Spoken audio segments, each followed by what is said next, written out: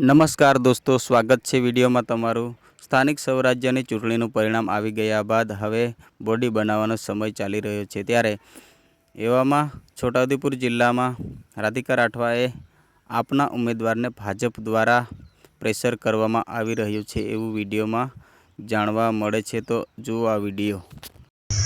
છોટાઉદેપુરમાં આમ આદમી પાર્ટીની જે બહુમતી આવી છે, કવાંટ તાલુકા અને છોટાઉદેપુર અને કદવાલ તાલુકામાં જે ટાઈ પડી છે અને 13 જિલ્લા પંચાયત જે આવી છે, અમારી આમ આદમી પાર્ટી અને કાર્યકર્તાએ ખૂબ લડત આપી, પણ હવે જ્યારે અમારે બોડી બનાવો અને સત્તામાં બેસવાનો સમય આવી ગયું છે, તો પ્રશાસન જે પોલીસ તંત્ર છે એ અમારા ચૂંટાયેલા ઉમેદવારોને ધમકીઓ આપે છે, એમને ઓફરો આપે છે। તો હું આટલું જાણવા માંગુ છું કે આ જે પોલીસ પ્રશાસન છે એમના નામો પણ મને ખબર છે, કોણ કોણ આવેલા અમારા ચૂંટાયેલા સભ્યો પાસે।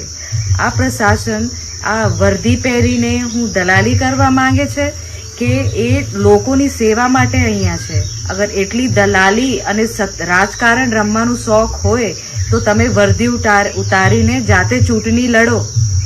આમ આદમી પાર્ટીના ઉમેદવારોને તમે દાદ ધમકી આપો છો અને એમને ખોટા લોભ લાલચમાં ફસાવા માંગો છો અથવા ખોટા કેસો કરી દો એવા તમે ધમકીઓ આપો છો, તો તમે આ કરવા શું માંગો છો? અને કોણ કોણ પ્રશાસનમાંથી અને ચૂંટાયેલા પ્રતિનિધિઓ પાસે આ પોલીસ ખાતામાંથી ગયા છે એ અમને નામો ખબર છે, અને ટાઈમ આવશે અને અમે ખુલાસો આપીશું અને એમની વર્દી ઉતરે એવું અમે ચોક્કસથી ફરિયાદ કરવાના છે। તો તમે ચેતી જાઓ, બીજેપીના તલવા ચાટવાનું તમે બંધ કરો। આમ આદમી પાર્ટીની સત્તા આવી છે, લોકો આ જન આદેશ છે અને તમે જન આદેશ વિરુદ્ધ કામ કરશો તો એના વિરુદ્ધ તમારા ઉપર પણ કાર્યવાહી થશે। તો હું એક નમ્ર વિનંતી કરું છું કે જે પણ આ ષડયંત્રમાં બીજેપીના જે દલાલો છે આવીને અમારા ઉમેદવારોને તોડવા માંગે છે કે એમને ધમકાવે છે, એ ચેતી જાય, ને તો એમનો વારો છે।